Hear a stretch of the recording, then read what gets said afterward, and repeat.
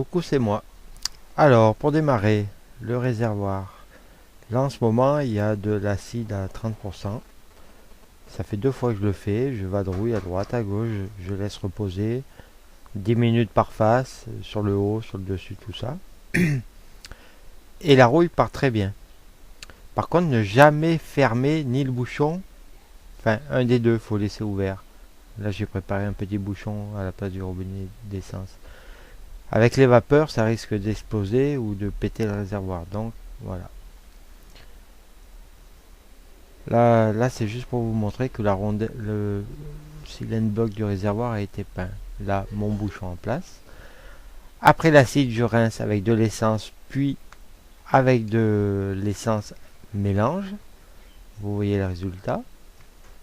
Voici mon robinet à peu près réparé, sauf qu'il manque les deux sorties, réserve et essence. Je pose mon téflon. Je mets toujours du téflon, même s'il n'y en a pas besoin. J'aime bien le téflon. Pose du robinet donc. Après, je nettoie l'intérieur parce que vous avez dû remarquer que je ne l'avais pas fait. Voilà. Je vous montre les deux bagues Silent Block à l'avant du réservoir et l'emplacement où elles vont sur le cadre. Là, c'est celle de gauche, il y a la même à droite. Ne pas oublier la rondelle qui va entre le cadre et la patte du réservoir, celle qui est sous mon doigt. Là, je vous remonte la bague peinte, le Silent Block peint plutôt, mais bon. Ne pas oublier non plus le Silent Block du réservoir, la grosse patte, avec les câbles qui passent à l'intérieur. J'ai vérifié, ça coulisse bien, il n'y a pas de souci.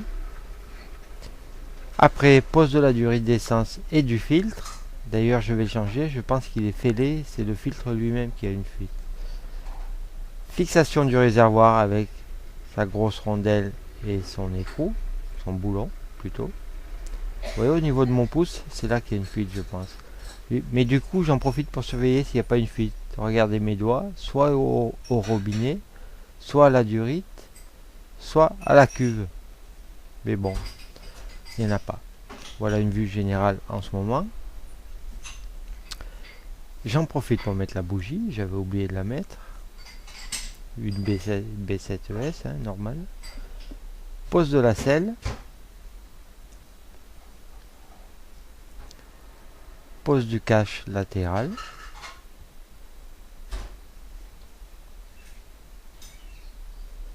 Et la première sortie en extérieur. Et ça, c'est le côté fini. Donc, ça a l'air de marcher, mais non. Comme elle est à l'extérieur et plus sur le cric, je pose le nouveau sabot qui est là à droite. Merci Vincent.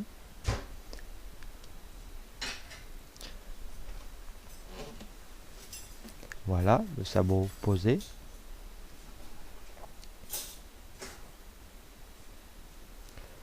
Quelques vues.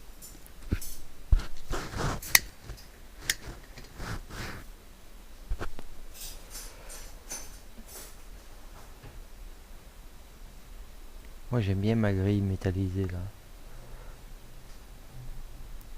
Ouais, ça le fait un peu hein, quand même. Ensuite, j'ai voulu remonter le kick. Bon, ça c'est la forme du kick qu'il y avait dessus.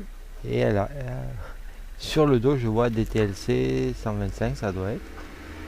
Il est plus ou moins droit, tordu. Il vient frotter complètement sur la vis du carter volant. Voici ce que j'en ai fait à l'étau.